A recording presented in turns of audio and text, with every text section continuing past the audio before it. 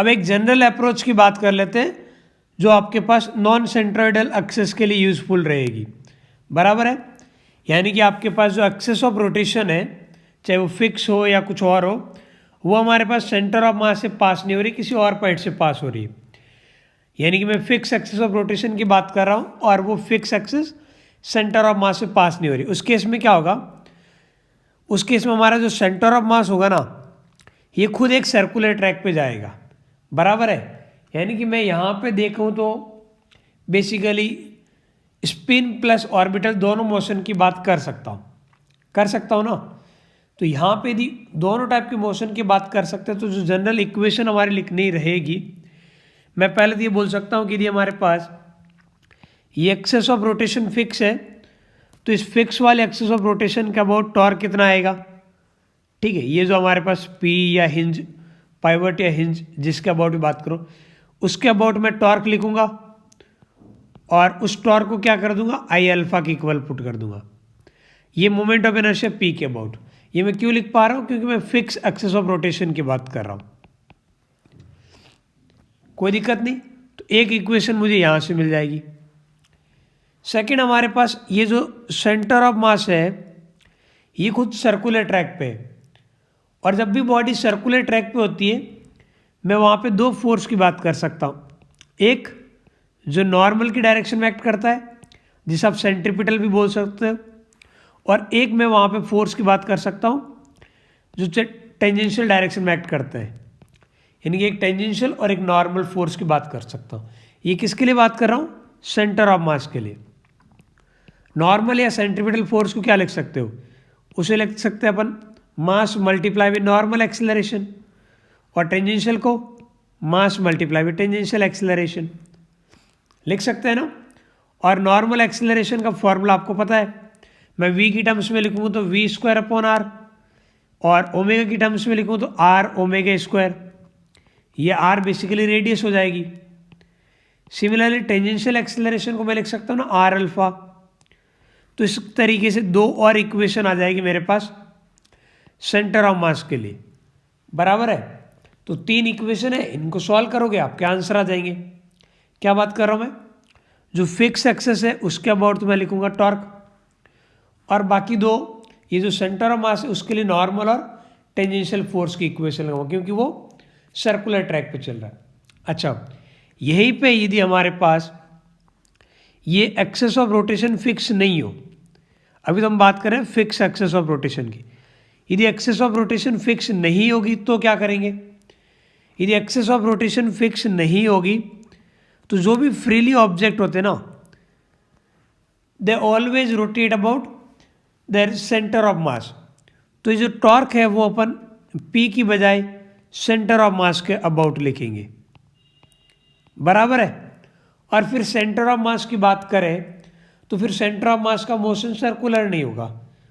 ठीक है, होने को हो भी सकता है, लेकिन जो भी फिर सेंटर ऑफ मास का मोशन कैसा है उसके बेसिस पे उसकी इक्वेशन लिख देंगे। बराबर है, लेकिन टॉर्क की इक्वेशन अपन सेंटर ऑफ मास के अबाउट लिखेंगे, कोई और पॉइंट नहीं लेंगे। ठीक, अब कुछ एग्जांपल देखते हैं जिससे और बढ़िया तरीके से पता चल जाए।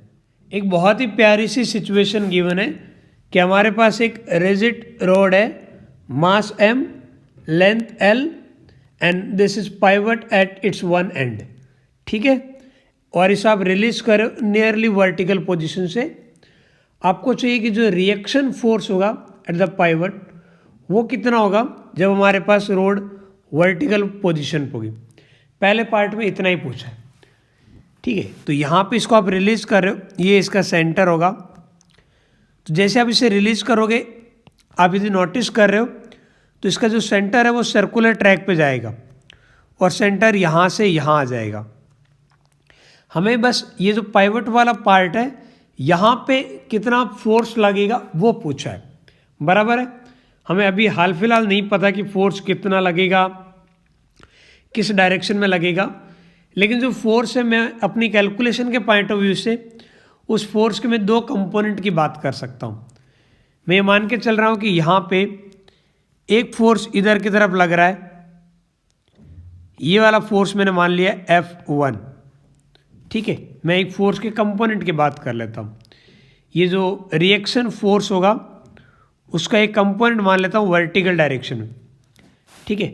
और एक फोर्स यहाँ पे जो लग रहा है वो हमारे पास में इधर की साइड मान लेता हूँ हॉरिजॉन्टल डायरेक्शन में। तो मैंने रिएक्शन फोर्स के दो कंपोनेंट एज्यूम कर लिए। आप डायरेक्शन कुछ और भी मानोगे तो आंसर पे कोई फर्क नहीं पड़ेगा, वो ऑटोमेटिक एडजस्ट हो जाएगा, ठीक है, प्लस माइनस कैलकुलेशन हो जाएगा। और जैसी रोड यहाँ आती है इस मोमेंट पे लेट सपोज उसकी एंगुलर स्पीड हो जाती है ओमेगा।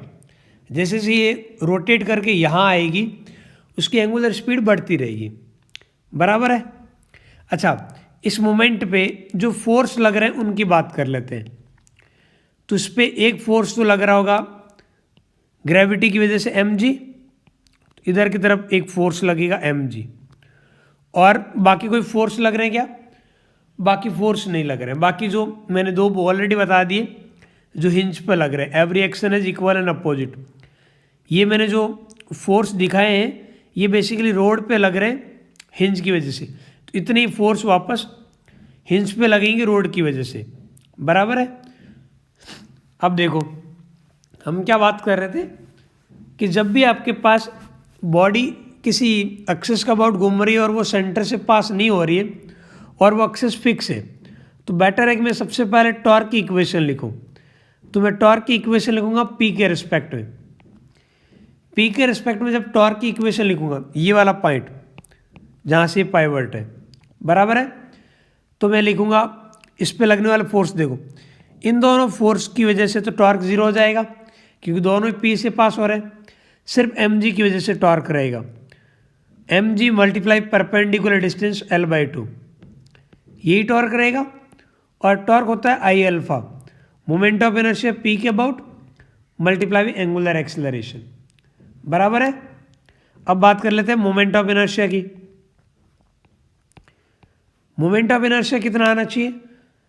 आप रोड एक एंड के अबाउट घूमती है तो कितना आता है ml²/3, तो ये आएगा ml²/3 मल्टीप्लाई विद अल्फा। ये m से m कैंसिल आउट, एक l से एक l भी कैंसिल आउट, और यहाँ से अल्फा कितना आ रहा है? अल्फा आ रहा है 3 times g divide by twice of l, equation number 1। यहाँ तक के पार्ट में कोई दिक्कत नहीं ना, तो हम अल्फा कैलकुलेट कर चुके हैं। नेक्स्ट हम बात करेंगे हमारा पास जो सेंटर ऑफ मास है, ये centre of mass circular track पे चल रहा है, बराबर है। यदि centre of mass circular track पे चल रहा है तो सेंटर ऑफ मास के लिए इक्वेशन लिखो भाई। सेंटर ऑफ मास की बात करते हैं।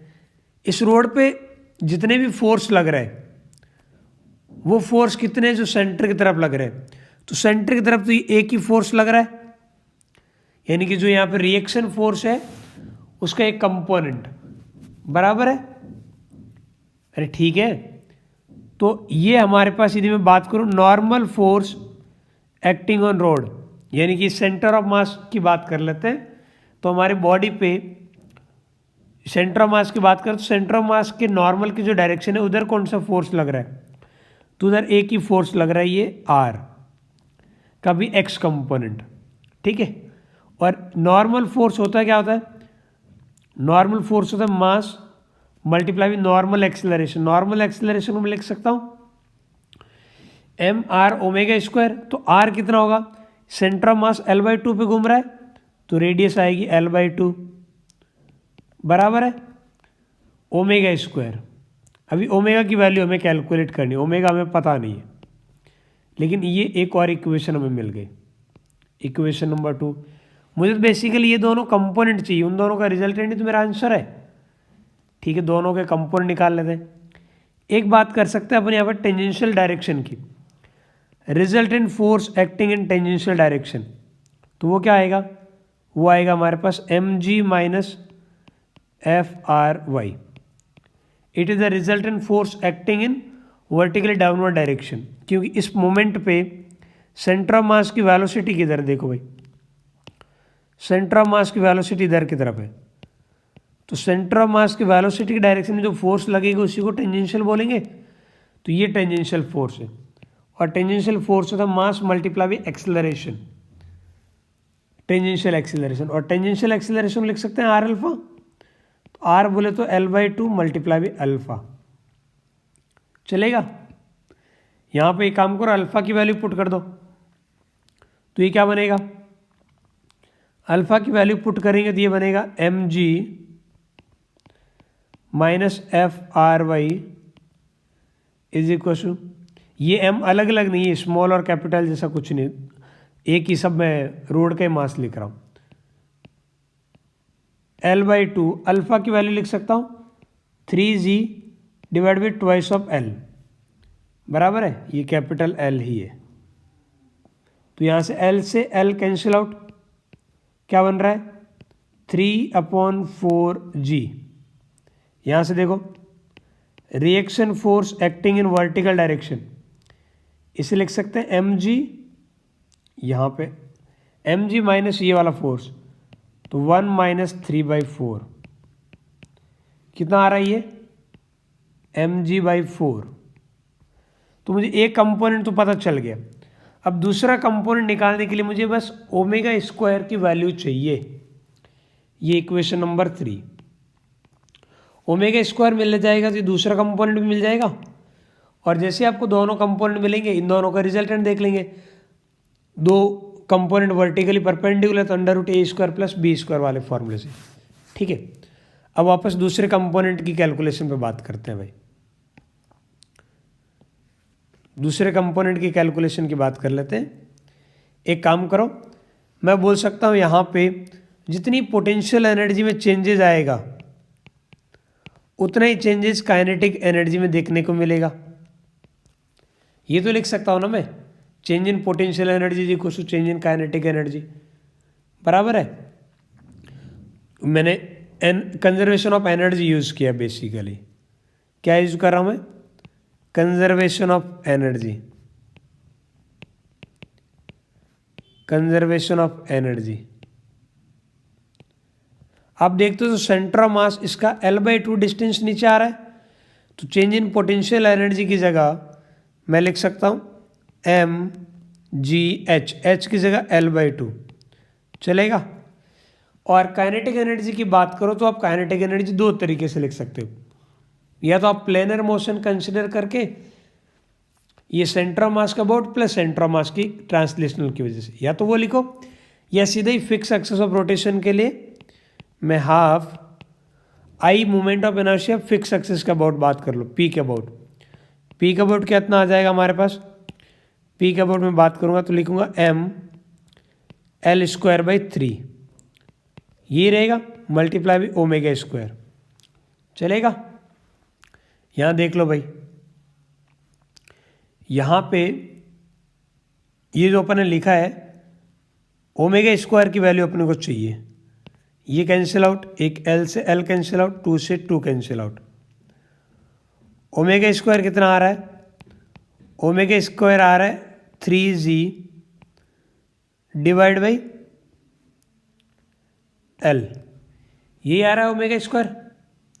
बस यदि ओमेगा स्क्वायर की वैल्यू आपको मिल गई है तो मैं ओमेगा स्क्वायर की वैल्यू पुट करते ही जो नॉर्मल फोर्स है, या जो बोलूँ मैं रिएक्शन फोर्स का जो हॉरिजॉन्टल कंपोनेंट है, वो पता चल जाएगा, कितना हो जाएगा m multiply by L/2 omega square, omega square है 3mg divide by 3g divide by L, omega square की वैल्यू, तो ये L से L कैंसिल आउट, तो ये फोर्स कितना आ गया 3/2 mg। अब दोनों कंपोनेंट पता चल गए ना, तो जो रिएक्शन फोर्स है उसकी वैल्यू की बात कर सकता हूं मैं, जो हमारे पास रिएक्शन फोर्स होगा, या जो हिंज, ये जो आपस पाइवट वाला पार्ट है, जो पार्ट फिक्स है, वहाँ पे जो फोर्स लगेगा उसकी वैल्यू लिख सकता हूँ मैं। mg तो कॉमन है तो mg तो बाहर ही ले लेता हूँ, अंडर रूट के अंदर क्या आ जाएगा 1/4 का स्क्वायर 1/16 प्लस 3/2 का स्क्वायर तो 9/4, ये आ रहा है। तो यहाँ पे अंदर आपके पास 16 एलसीएम आ जाएगा। 16 एलसीएम आएगा तो क्या बनेगा, 1 + 4 × 4 × 9 36। तो ये आ गया √37 / 4 × mg। ये बेसिकली हिंज की वजह से जो रिएक्शन फोर्स या जो हिंज पे फोर्स लगेगा रोड की वजह से, दोनों इक्वल आएंगे, इक्वल मैग्नीट्यूड के अपोजिट डायरेक्शन में एक दूसरे पे लगेंगे ना, तो इतना फोर्स बेसिकली ये जो हिंज या पाइवट पे लगेगा रोड की वजह से, या रोड पे लगेगा पाइवट की वजह से, बराबर है। तो अच्छा, अब बात कर लेते हैं सेकंड पार्ट की। अच्छा, शॉर्ट में एक बार मैं दोबारा समझा देता हूँ क्या बात की थी। जो इम्पोर्टेंट इसके सेगमेंट थे वो बात करते हैं। एक तो मैंने कहा कि ये यहाँ पे एक्सेस ऑफ रोटेशन फिक्स है, तो फिक्स एक्सेस ऑफ रोटेशन का अबाउट मैंने टॉर्क इक्वेशन लिखी, वहाँ से मुझे अल्फा मिल गया, राइट। उसके बाद मैंने कहा कि जो सेंटर ऑफ मास है, इस बॉडी के सेंटर ऑफ मास की जो वेलोसिटी है उसके नॉर्मल डायरेक्शन में रिजल्टेंट फोर्स कितना है, और वेलोसिटी की डायरेक्शन में रिजल्टेंट फोर्स कितना है, यानी कि सेंटर ऑफ मास के लिए नॉर्मल और टेंजेंशियल फोर्स वो लिखे मैंने, ठीक है, क्योंकि centre of mass circular track पे जा रहा था और सर्कल की रेडियस L/2 थी, तो हर जगह मैंने आप नोटिस किया होगा R की जगह L/2 लिखा है, बराबर है। फिर इसको सॉल्व करने के लिए मुझे ω² की ज़रूरत पड़ी, तो मैंने कंजर्वेशन ऑफ एनर्जी यूज़ कर लिया, ठीक है। अब कंजर्वेशन ऑफ एनर्जी लगा पा रहे हो ना, क्योंकि ये जो हिंज पे जो फोर्स लग रहा है इनकी वजह से वर्क डन नहीं होगा, इस बात का ध्यान रखिएगा। बस मैं ये मान के चल रहा हूँ कि यहाँ पे फ्रिक्शन नहीं है, ये जो हिंज पे है ना फ्रिक्शन एक्ट नहीं करेगा, ये मैं मान के चल रहा हूँ। इस वजह से मैंने conservation of energy word use किया, बराबर है। अब नेक्स्ट पार्ट पे बात करते हैं इसके। नेक्स्ट पार्ट क्या बोल रहा है, नेक्स्ट पार्ट ये बोल रहा है कि सपोज ये जो सपोर्ट है ना, उस सपोर्ट पे इस इंस्टेंट पे यदि मैं गायब कर दूं, सपोर्ट को विड्रॉ कर दूं, ठीक है, तो फिर इस रोड का सब्सिक्वेंट मोशन क्या होगा। तो आप सोचो इस मोमेंट पे क्या हालात है वो देखो, फिर आगे की स्टोरी समझना आसान होगा। तो इस मोमेंट पे ये रोड अपने सेंटर ऑफ मास के अबाउट एंगुलर स्पीड ω से घूम रही, आप कहोगे सर P के अबाउट घूम रही, किसी भी पॉइंट के अबाउट देखोगे तो वो इक्वल ω से घूमती हुई नजर आएगी, बराबर है। प्लस सेंटर ऑफ मास का खुद का एक वेलोसिटी होगी डाउनवर्ड डायरेक्शन में। अच्छा, ये वेलोसिटी सेंटर ऑफ मास की कितनी है यदि आप लिखना चाहो तो इसमें लिख सकता हूँ L/2 × ω, क्योंकि ये वाले पॉइंट की वेलोसिटी आपको पता है इस मोमेंट पे 0 है, ठीक है। अब क्या होगा, फ्रीली ऑब्जेक्ट, अब इस मोमेंट के बाद में यहाँ पे सिर्फ और सिर्फ mg लग रहा है, mg के अलावा और कुछ लग रहा है क्या, नहीं। तो यदि mg की वजह से अब फ्रीली ऑब्जेक्ट है तो मैं टॉर्क कैलकुलेट करूंगा सेंटर ऑफ मास का अबाउट। यदि सेंटर ऑफ मास का अबाउट टॉर्क कैलकुलेट कर रहा हूं तो mg की वजह से तो टॉर्क 0 आ जाएगा। यदि mg की वजह से टॉर्क 0 आ जाएगा तो ये जो बॉडी है इस बॉडी का ओमेगा चेंज नहीं होगा, ठीक है, ओमेगा चेंज नहीं होगा, और जो vc है ये कंटिन्यूसली बढ़ता रहेगा, सेंटर ऑफ मास की वेलोसिटी बढ़ती रहेगी। इस पार्ट को आप और अच्छे से देखते हो तो मैं यहाँ पे बात कर सकता हूँ कि मेरे पास ये जो आपके पास रोड है ये बिल्कुल वैसे ही नीचे आएगी, सीधी सीधी। एट द सेम टाइम जब वो नीचे आएगी तो ऐसे घूमती घूमती नीचे आएगी, ऐसे घूमती रहेगी प्लस नीचे भी आती रहेगी, बराबर है। इस टाइप का आपके पास मोशन होगा रोड का, ऐसे रोड घूमती रहेगी और इसका सेंटर ऑफ मास बिल्कुल एक लाइन पे नीचे आएगा, सही है कि नहीं। सेंटर ऑफ मास एक लाइन के थ्रू ऐसे नीचे आएगा।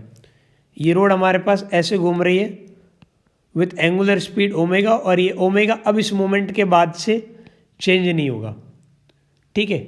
और ये नीचे की तरफ जो वेलोसिटी है, सेंटर ऑफ मास एकदम स्ट्रेट पाथ पे चलेगा, क्योंकि सेंटर ऑफ मास पे जो फोर्स लग रहा है उस फोर्स की वजह से सेंटर ऑफ मास घूम नहीं सकता, टॉर्क नहीं लग रहा है, सिर्फ फोर्स लग रहा है mg। तो ये सेंटर ऑफ मास की वेलोसिटी ये कंटिन्यूसली बढ़ेगी। ये वाला पार्ट समझ में आ रहा है ना। इस मोमेंट पे इसकी वेलोसिटी कितनी है 0, और इसकी वेलोसिटी आपको पता है, लिख सकते हो ना। तो इस तरीके से रोटेट कर रही है, नीचे आ रही है और जब नीचे आ रही तो ओमेगा चेंज नहीं होगा, स्पीड चेंज जरूर होगी। यानी जब नीचे आ रही धीरे धीरे इसकी स्पीड बढ़ती रहेगी, ऐसे ऊपर जितनी स्पीड है बाद में नीचे आने पे स्पीड बढ़ रही होगी, और एट द सेम टाइम ये ऐसे घूम भी रही होगी, घूमते घूमते नीचे आएगी। तो ये इसका सब्सिक्वेंट मोशन है जिसकी अपन बात कर रहे हैं। ठीक है, उम्मीद करता हूँ ये वाली प्रॉब्लम आपको समझ आई है। कंटिन्यूएशन में एक और प्यारा सा एग्जांपल लेते हैं, जिसके बाद में आपको इस टाइप की प्रॉब्लम बहुत आसानी से समझ आ जाएगी कि हमारी जनरल अप्रोच क्या होती है। ठीक है, यहाँ पे मैं एक रोड की बात कर रहा हूँ। इस बार मैं लेंथ ले रहा हूँ ट्वाइस ऑफ ए, और उसको मैं एक टेबल के एज पे रख रहा हूँ इस तरीके से कि उसका जो सेंटर ऑफ मास है ना वो a/3 डिस्टेंस पे, और इस रोड को मैं रिलीज कर रहा हूँ रेस्ट वाली पोजीशन पे। और यहाँ पे एक और चीज़ मेंशन है कि जैसे ही हमारे पास ये रोड θ0 एंगल से रोटेट करती है तब वो स्लिप करना स्टार्ट करती है, यानी तब तक कि ये स्लिप नहीं करेगी, it will rotate about its edge. ठीक है, आपको बताना है एक तो कोएफिशिएंट ऑफ फ्रिक्शन कितना है रोड और टेबल के बीच में, उसके अलावा कुछ और पार्ट भी आपसे पूछे गए हैं जो आपको बताना है। जैसे ये बताया कि भाई जैसे आप रिलीज करोगे उस मोमेंट पे रोड पे लगने वाला फ्रिक्शन फोर्स कितना होगा, और स्टार्टिंग के अंदर रोड का सेंटर ऑफ मास का एक्सेलरेशन कितना होगा। ठीक है, और हमसे पूछा गया कि जो एंगुलर एक्सेलरेशन होगा वो जैसे जैसे रोड रोटेट होगी वैसे वो इंक्रीज होगा कि डिक्रीज होगा। सिमिलरली जो नॉर्मल फोर्स लगेगा एज पे वो रोटेशन के साथ इंक्रीज होगा या डिक्रीज होगा, ये बताना है। और लास्ट पार्ट में ये पूछा कि आपका जो राइट टिप होगी उसकी एंगुलर डिस्प्लेसमेंट थीटा के साथ साथ आपको स्पीड बतानी है।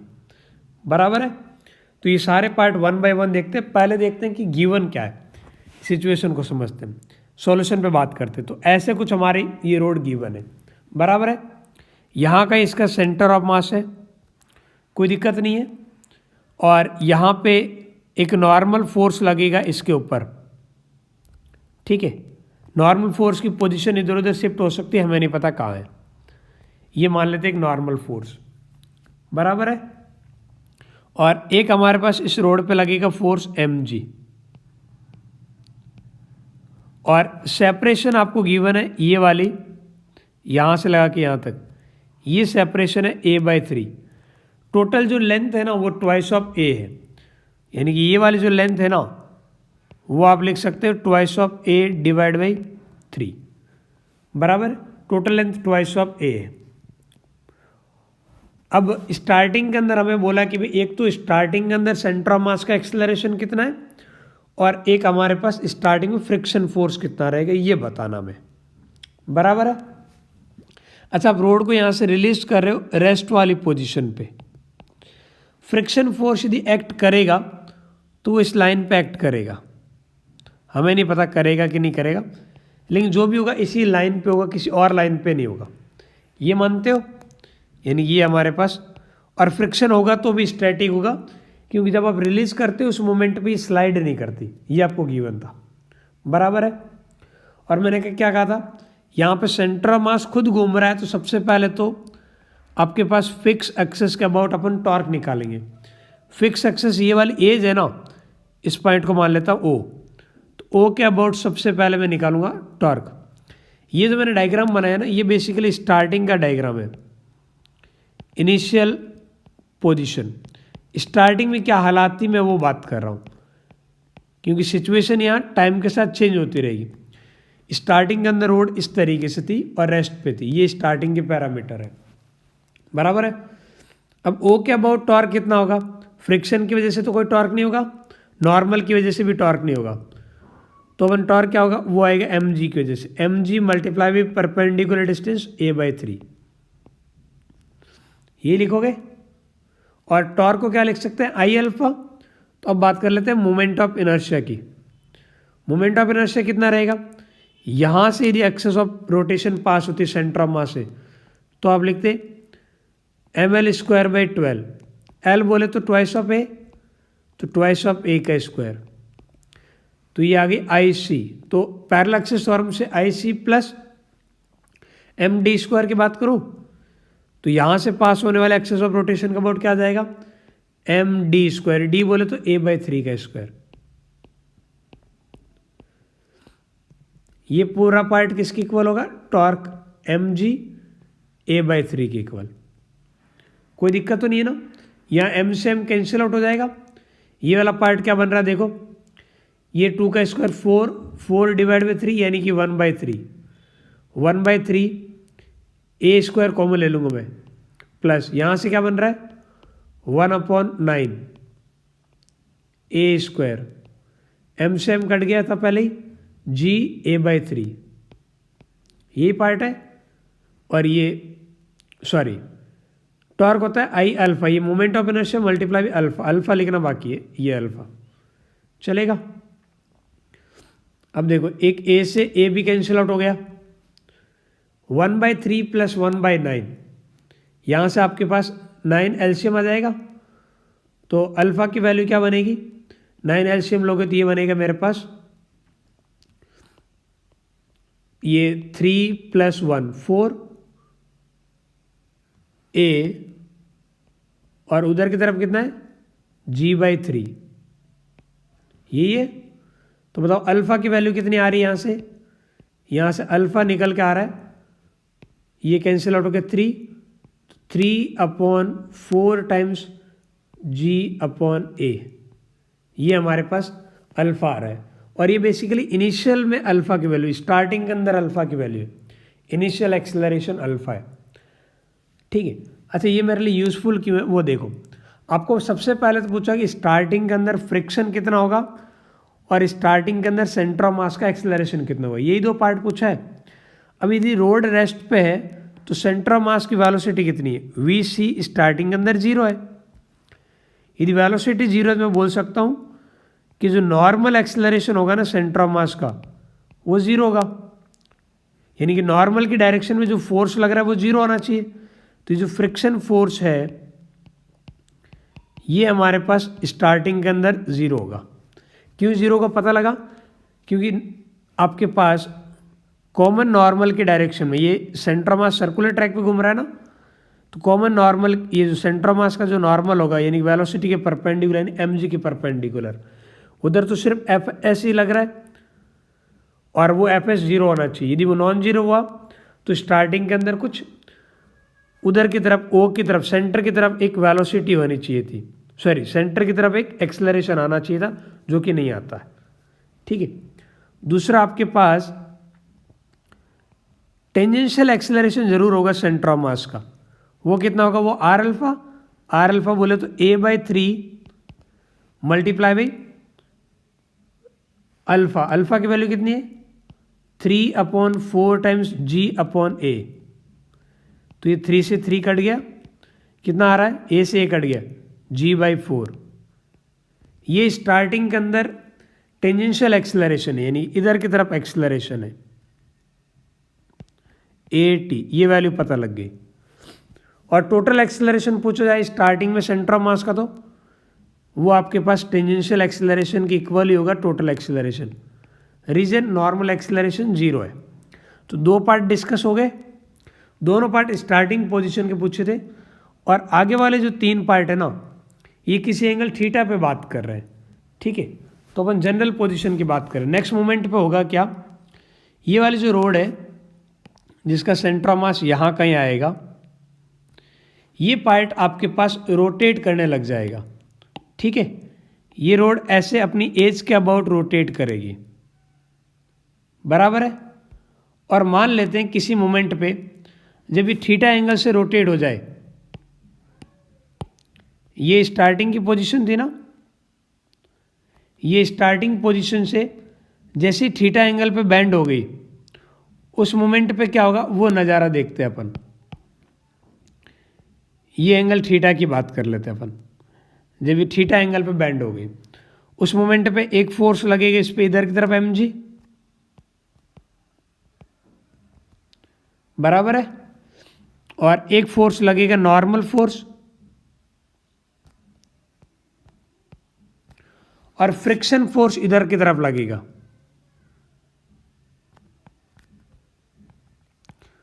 और अभी स्लाइड नहीं कर रहा तो ये फ्रिक्शन स्टैटिक होगा, इसमें कोई दिक्कत नहीं होनी चाहिए। बराबर है। अच्छा, इस पॉइंट को ओ पॉइंट मान लेते हैं। अब देखो भाई, किसी जनरल मोमेंट पे जब ये थीटा एंगल से बेंड हो गई, उस मोमेंट पे बात कर लेते हैं टॉर्क कितना रहेगा। अभी बात करते हैं टॉर्क अबाउट ओ,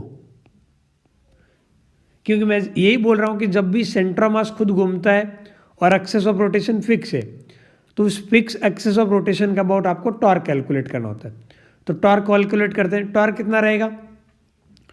टॉर्क हमारे पास रहेगा mg, ये वाला force, multiply with perpendicular distance. Perpendicular distance ये वाली लेंथ आएगी, यहां से लगा के यहां तक की लेंथ, ये लेंथ कितनी आएगी?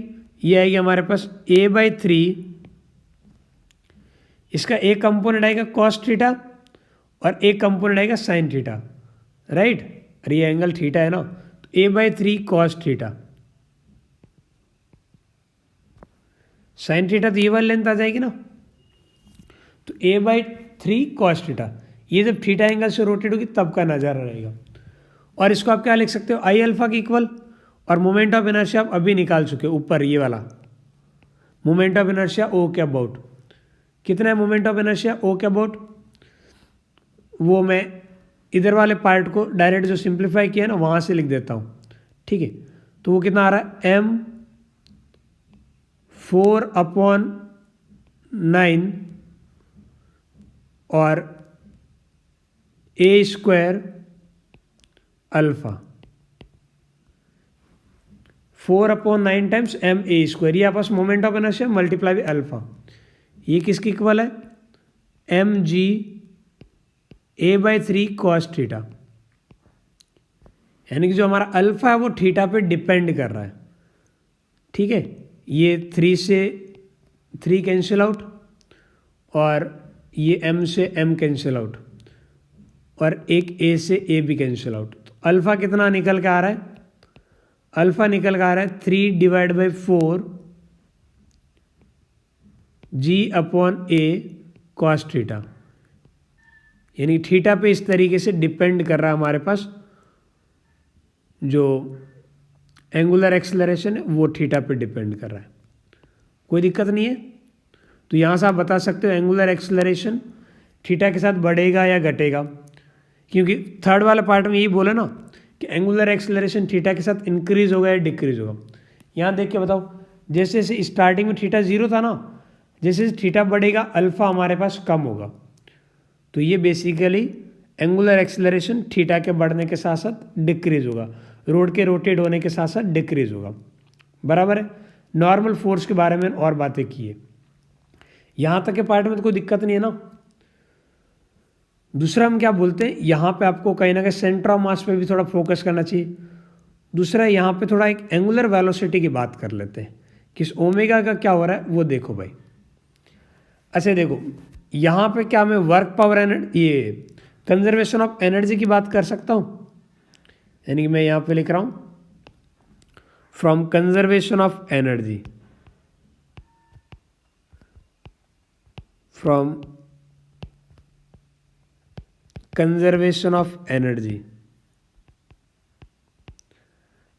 एनर्जी कंजर्वेशन से क्या है कि मेरे को ओमेगा का रिलेशन मिलेगा। ये आपके पास सेंटर ऑफ मास इतना नीचे आता है, ये नीचे आया ना, कितना नीचे आया, तो पोटेंशियल एनर्जी में लॉस हुआ mg। ये हाइट कितनी आएगी? ये हाइट आएगी a/3 sine theta. Loss of potential energy क्या होना चाहिए? Gain of kinetic energy. Kinetic energy इसके अबाउट बात करोगे, इसके about kinetic energy half I omega square, ये लिखूंगा। और आई बोले तो moment of inertia, moment of inertia की जगह मैं लिख सकता हूँ 4/9 टाइम्स ma²। ये moment of inertia omega square.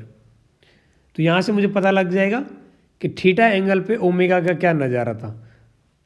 m से m कैंसिल आउट और फिर से यहाँ पे एक a से a भी कैंसिल आउट और एक 3 से 3 भी कैंसिल आउट, एक 2 से 2 भी कैंसिल आउट। तो यहाँ से ओमेगा स्क्वायर कितना आ रहा है? मैं सीधा ओमेगा स्क्वायर ही लिख देता हूँ। तो ओमेगा स्क्वायर हमारे पास आ रहा है 3/2 g sine theta divide by small a. ठीक है, ये एक रिजल्ट है जिसकी हमें ज़रूरत पड़ेगी तो यूज़ कर सकते हैं। मैं ओमेगा पहले निकाल देता हूँ। अच्छा, ओमेगा वगैरह क्यों निकाल रहा हूँ? क्योंकि कहीं ना कहीं मुझे सेंटर ऑफ मास के लिए इक्वेशन लिखूंगा ना, तो सेंटर ऑफ मास के नॉर्मल एक्सेलरेशन में इसकी ज़रूरत पड़ेगी, इसलिए मैं पहले इसको कैलकुलेट कर देता हूँ। बोलो भाई, यहाँ तक के पार्ट में कोई दिक्कत तो नहीं है ना? हमें निकालना क्या क्या? एक तो म्यू के बारे में बात करनी है, तो कहीं ना कहीं फ्रिक्शन वगैरह आना चाहिए।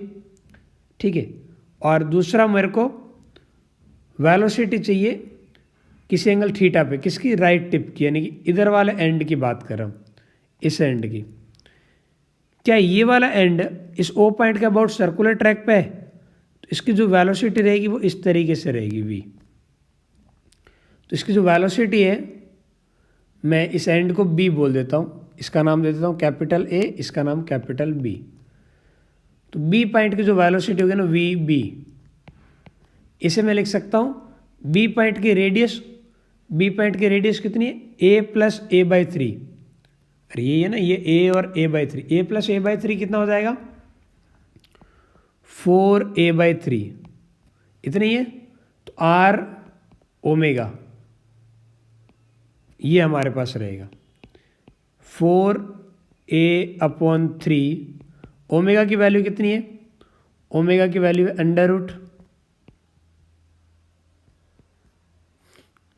√3g sign theta divide by twice of a। ये हमारे पास b पॉइंट की वेलोसिटी रहेगी। ये थीटा का फंक्शन आ गया, बराबर है। थीटा जैसे जैसे चेंज होगा, ये b पॉइंट की, ये जो दूसरा एंड है ना, इस एंड की वेलोसिटी मिल जाएगी आपको। तो ये जो लास्ट वाला पार्ट है, फिफ्थ वाला पार्ट, ये भी हम सॉल्व कर चुके, कोई दिक्कत तो नहीं है ना? ओमेगा की हेल्प से आ गया। अब तक सेंटर ऑफ मास के लिए मैंने इक्वेशन लिखना नहीं लिखा है। अब लिखते किसी एंगल थीटा पे सेंटर ऑफ मास की इक्वेशन क्या रहेगी। सेंटर ऑफ मास की बात कर रहे हैं। देखो, सेंटर ऑफ मास के लिए दो इंपॉर्टेंट इक्वेशन लिखी थी। एक तो बात करेंगे अपन नॉर्मल फोर्स। ठीक है, नॉर्मल फोर्स यानी कि सेंटर ऑफ मास की वेलोसिटी के परपेंडिकुलर जो फोर्स लग रहा है, इस मोमेंट पे सेंटर ऑफ मास की वेलोसिटी इधर रहेगी, तो इसके परपेंडिकुलर फोर्स कौन सा लग रहा है? तो इसके परपेंडिकुलर हमारे पास सिर्फ ये लग रहा है Fs, और तो कुछ नहीं लग रहा है। और लग रहा है ना mg का एक कंपोनेंट। ठीक है, तो सेंटर की तरफ O की तरफ कितने फोर्स लग रहे हैं वो देखो पूरे सिस्टम पे। n का कोई कंपोनेंट नहीं आएगा, तो मैं O की तरफ जो फोर्स लग रहे हैं उनकी बात कर लेता हूँ। तो एक लगेगा हमारे पास स्टैटिक फ्रिक्शन Fs, बहुत बढ़िया, माइनस एक mg का कंपोनेंट आएगा। देखो ये एंगल थीटा है, इस पार्ट को थोड़ा सा अच्छे से देखो भाई, ये वाला एंगल थीटा है, तो ये हमारे पास, थोड़ा मैं इसको एक्सटेंड करके बताता हूँ किस तरीके से बात करूँ। ये 90 माइनस थीटा, तो ये 90 माइनस थीटा, ये दोबारा से थीटा हो जाएगा, हो जाएगा। तो mg का एक कंपोनेंट आएगा mg cos थीटा, जो vc की डायरेक्शन में आएगा, और साइन थीटा उधर की तरफ आएगा टुवर्ड्स द b, o की तरफ नहीं आएगा, b की तरफ आएगा। तो o के अपोजिट आ रहा है, तो माइनस mg cos थीटा लिखूंगा। तो माइनस mg cos थीटा, ये पूरे सिस्टम पे फोर्स लग रहा है रेडियली आउट इनवर्ड डायरेक्शन में। और रेडियल इनवर्ड डायरेक्शन के फोर्स को क्या लिख सकता हूँ मैं? सेंट्रीपिटल फोर्स होता है mr ओमेगा स्क्वायर, यही है। तो ये आपस m, रेडियस कितनी है?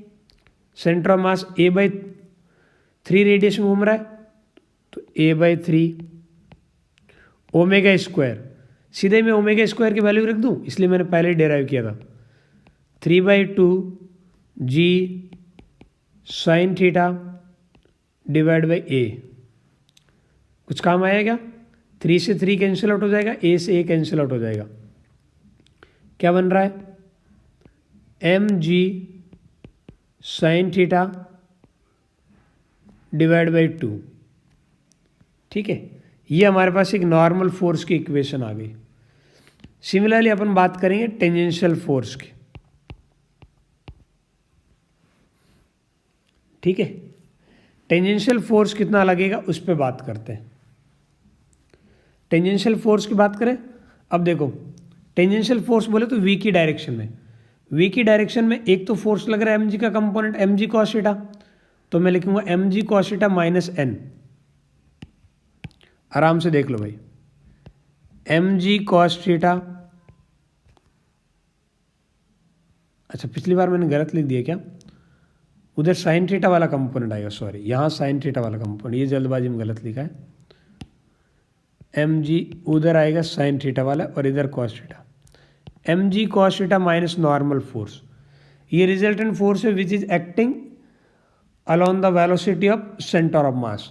यही पूरे सिस्टम पे लग रहा है, इसको लिखेंगे mass multiply by tangential acceleration. Tangential acceleration होता है आर अल्फा, आर बोले तो ए बाई 3 मल्टीप्लाई अल्फा की वैल्यू देखो, किसी थीटा एंगल पर अल्फा कितना आ रहा है, थीटा एंगल पे ये रहा अल्फा की वैल्यू 3/4 जी अपॉन ए कॉस थीटा।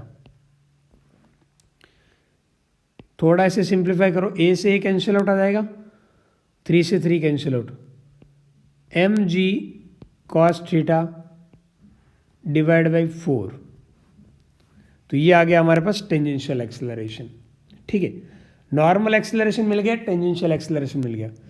थोड़े से इस पार्ट को और बढ़िया तरीके से देखते हैं और मज़ा आएगा।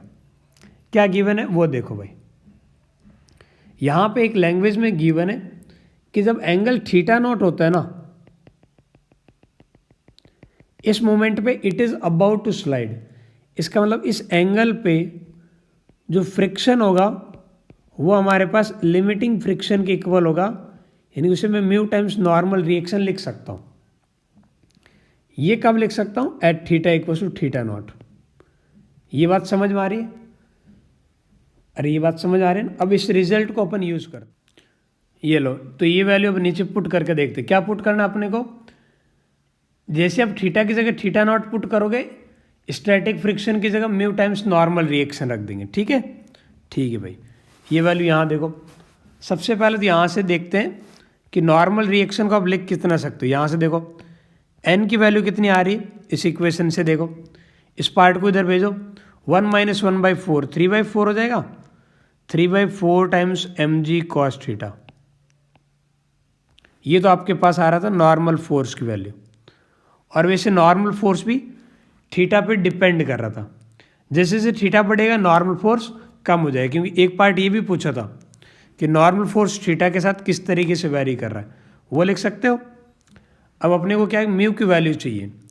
ऊपर वाले पार्ट में देखो, मैं फ्रिक्शन की जगह आप लिख सकते हो म्यू टाइम्स नॉर्मल रिएक्शन, कब, जब आप थीटा की जगह लिखोगे theta naught, at theta naught. ये इक्वेशन ऐसी मॉडिफाई हो जाएगी, m g sine theta naught divide by 2 बराबर है। और यहाँ से म्यू कितना आ रहा है, mu times normal reaction is equal to, ये पार्ट उधर भेजो, 1 + 1/2 3/2, 3/2 m g sine theta naught बराबर है। अच्छा, म्यू टाइम्स नॉर्मल फोर्स कितना है, नॉर्मल फोर्स है 3/4 एम जी कॉस थीटा, और थीटा नॉट पे normal force cos theta naught, यही है। देखो क्या कैंसिल आउट हो रहा है, यहाँ पे 3mg कैंसिल आउट हो जाएगा, और एक 2 से 2 भी कैंसिल आउट हो जाएगा। तो फाइनली यहाँ पे जो म्यू की वैल्यू आ रही है, म्यू कितना आ रहा है, म्यू आ रहा है हमारे पास 2 times tan theta naught. Mu की वैल्यू आ रही है 2 टाइम्स tan थीटा नॉट। यही पूछा था ना कि कोएफिशिएंट ऑफ फ्रिक्शन म्यू कितना होगा, तो म्यू की वैल्यू आ गई 2 टाइम्स tan थीटा नॉट। जो मेन पार्ट यहाँ पूछे ना, कोएफिशिएंट ऑफ फ्रिक्शन कितना होगा, तो कोएफिशिएंट ऑफ फ्रिक्शन म्यू होगा 2 टाइम्स tan थीटा नॉट। देख लो, सारे पार्ट 1 बाय 1 डिराइव किए। हालांकि एक प्रॉब्लम बहुत लंबी हो गई है, बट मैं इसलिए इस प्रॉब्लम को लिया कि ताकि आपको सारे ये जो पॉइंट है 1 बाय 1 वो सारे समझ में आए, कोई पार्ट मिस ना हो। तो जो पार्ट की हमें ज़रूरत नहीं थी वैसे म्यू की कैलकुलेशन के लिए, वो भी मैंने कैलकुलेट किया। जो स्टार्टिंग के अंदर जो पूछा ना, इनिशियल एक्सेलरेशन, स्टार्टिंग में फ्रिक्शन फोर्स, इसकी कैलकुलेशन म्यू के लिए कहीं यूज़फुल नहीं थी, बट फिर भी मेरे को इंट्रोड्यूस करना था, यहाँ बताना था कि यहाँ पे अल्फ़ा कैसे वेरी कर रहा है, सारे पैरामीटर को आप किस तरीके से रिलेट कर पा रहे हो। तो उम्मीद करता हूँ कि जो नॉन सेंट्रोइडल वाली 2 प्रॉब्लम थी उन दोनों से बहुत कुछ आपको सीखने को मिला। थोड़ी सी आपको अभी के लिए डरावनी लग सकती है, लेकिन घबराइए मत, एक बार दोबारा वीडियो को देख लीजिए, फिर आपको अच्छा लगेगा। वैसे एग्ज़ाम में इतनी लेंदी वाली प्रॉब्लम नहीं आएगी, इस बात का ध्यान रखिएगा। वहाँ वो सारे पॉइंट नहीं पूछेगा ना, वो किसी एक पॉइंट की बात करेगा, ठीक है। ये मैंने सब्जेक्टिव के पॉइंट ऑफ व्यू से, यानी कि अभी सारे पॉइंट एक ही प्रॉब्लम में कवर करने थे, इसलिए मैंने ये सब लिया है, ठीक है। बहुत बढ़िया। अब तक जो पढ़ रहे हैं उस पर एक बहुत ही प्यारी सी प्रॉब्लम जेईई एडवांस में पूछी गई है 2019 में। मैं चाहता हूँ आप वीडियो को एक बार पॉज करके इसे खुद ट्राई कीजिए, पूरा भरोसा है आपका आंसर सही आएगा, ठीक है। अब सबका आंसर आया होगा। देखते इसमें क्या क्या पूछा है। ये गिवन है कि हमारे पास एक यूनिफॉर्म रोड है, mass capital M, length capital L, ठीक है, और इसको आपने वर्टिकल पोजीशन पे रखा हुआ है एक फ्लोर पे जहाँ पे लार्ज फ्रिक्शन प्रेजेंट है, और रोड को आपने वर्टिकल पोजीशन से रिलीज किया है जिसे ये कॉन्टैक्ट पॉइंट के अबाउट रोटेट करे, बराबर है, विदाउट स्लिपिंग। और पूछा क्या क्या पार्ट है। जब ये रोड आपके पास थीटा एंगल बनाएगी 60 डिग्री वर्टिकल के साथ, उस मोमेंट पे एंगुलर स्पीड यानी कि ओमेगा कितना होगा, एंगुलर एक्सेलरेशन अल्फा कितना होगा, radial acceleration of centre of मास यानी कि सेंटर ऑफ मास के ऊपर जो नॉर्मल फोर्स लगेगा वो कितना होगा, सो नॉर्मल एक्सेलरेशन, और normal reaction force from the ground capital N. ये सारे पार्ट के बारे में बात हो रही है। देखते हैं इनमें से कौन सा पार्ट ये जो गिवन है वो सही है गलत है। अब इन सबकी वैल्यू कैलकुलेट करते हैं, ठीक है। पहले सिचुएशन देखते हैं हो क्या रहा है यहाँ पे। ये हमारे पास एक वर्टिकल रोड रखी हुई जिसकी लेंथ एल, मास एम है, और इसे आप इस पोजीशन से हल्का सा डिस्टर्ब करते हो जिसे ये रोटेट करती है इस तरीके से, और जैसे ये वर्टिकल के साथ 60 डिग्री का एंगल बना रही है, जैसे ही हमारे पास ये वर्टिकल के साथ 60 डिग्री का एंगल बना रही है, उस मोमेंट पे कुछ पार्ट पूछा हुआ है।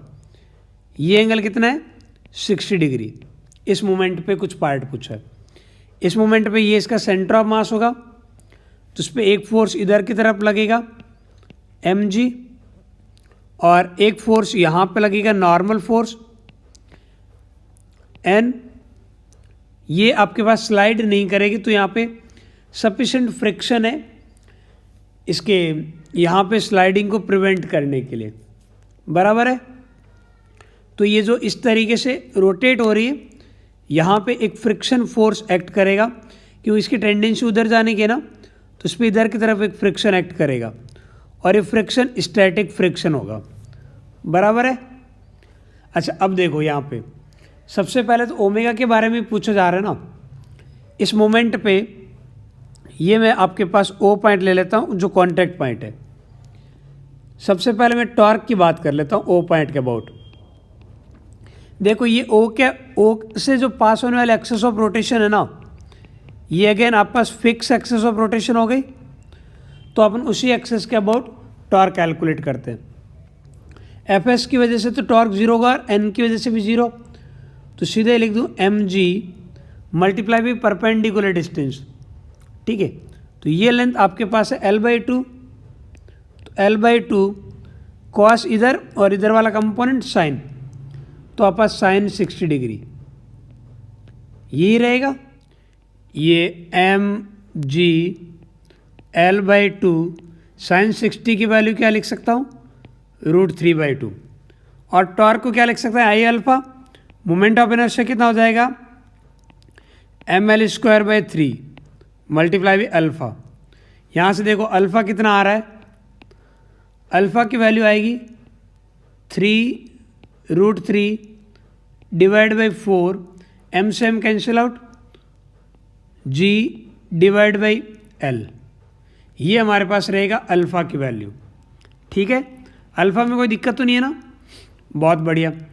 अच्छा, एक पार्ट अल्फ़ा भी पूछा हुआ था, बी ऑप्शन, क्या बी करेक्ट है क्या? नहीं, बी वाला इनकरेक्ट है। ठीक है, ओमेगा की बात करते हैं।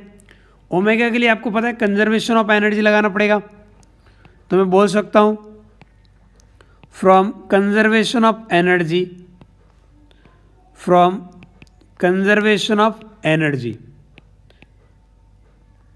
एनर्जी कंजर्वेशन से आप क्या लिखोगे?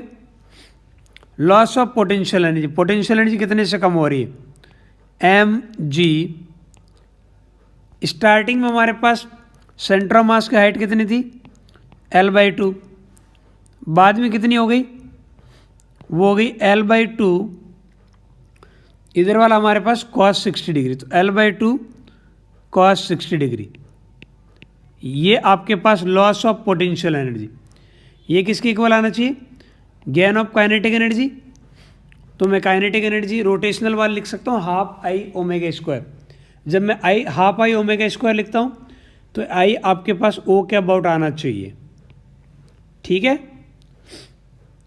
तो ये आप पास एम जी L/2 बाहर ले लो, और cos 60 कितना होता है? 1/2, 1 माइनस 1/2, 1/2।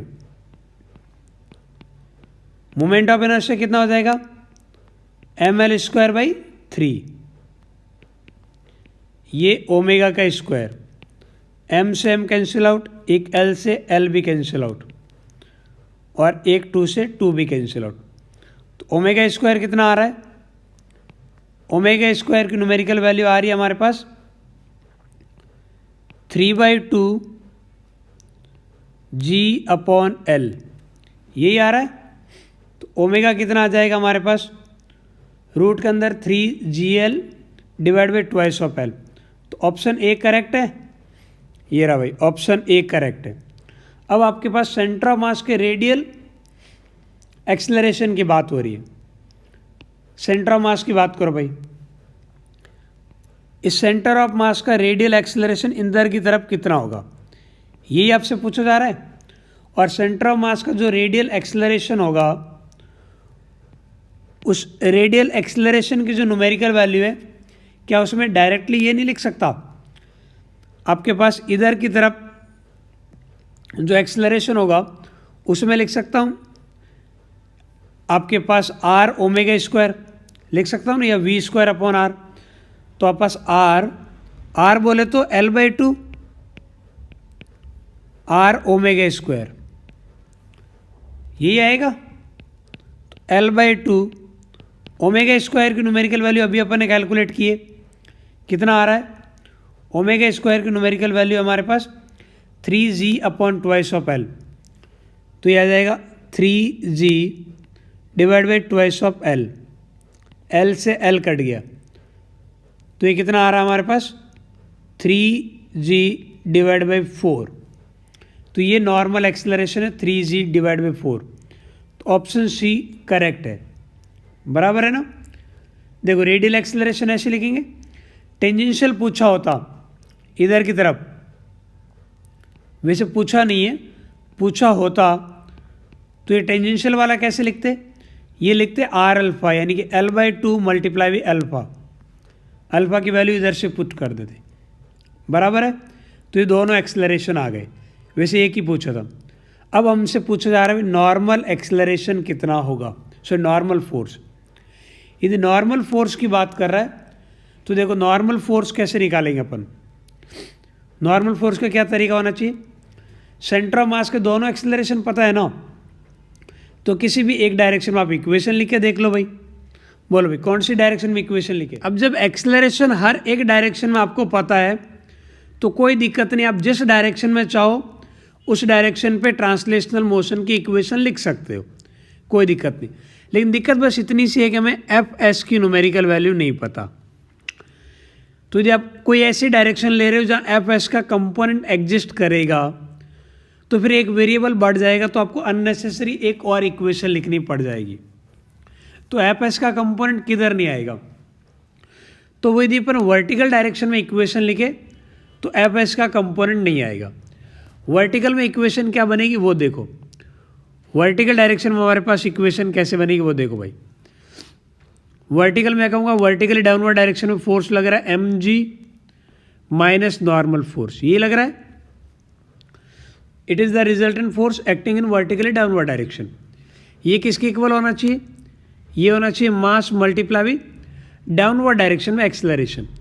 तो जब आप डाउनवर्ड में एक्सेलरेशन लिखोगे तो नॉर्मल और टेंजेंशियल दोनों के कंपोनेंट एग्जिस्ट करेंगे। देखना मैं एक्सेलरेशन किस साइड लिखूंगा, ये एंगल आपका 60 डिग्री है तो ये एंगल भी 60 डिग्री होगा, होगा कि नहीं होगा। तो मैं लिखूंगा ए एन इधर की तरफ cos 60 डिग्री बराबर है ये 60 डिग्री, तो आगे वाला हमारे पास आ जाएगा 30 डिग्री, तो plus A T cos 30 degree. समझ में आ रही बात। आप किसी और डायरेक्शन में भी इक्वेशन लिख सकते हो, नॉर्मल की डायरेक्ट को, ये जो आप पास ए एन की डायरेक्शन में, ए टी की डायरेक्शन में, लेकिन वहाँ एफ एस आएगा और उसको हटाने के लिए एक और इक्वेशन लिखनी पड़ जाएगी, इस वजह से मैं डायरेक्ट लिख रहा हूँ, ठीक है। तो जब आप बात करोगे यहाँ पे थोड़ा सा सिंप्लीफाई करके देखते हैं। नॉर्मल एक्सेलरेशन की न्यूमेरिकल वैल्यू कितनी है, अभी अपन कैलकुलेट कर चुके हैं। नॉर्मल एक्सेलरेशन कितना है 3g/4, यही आ रहा है। तो ये हमारे पास 3g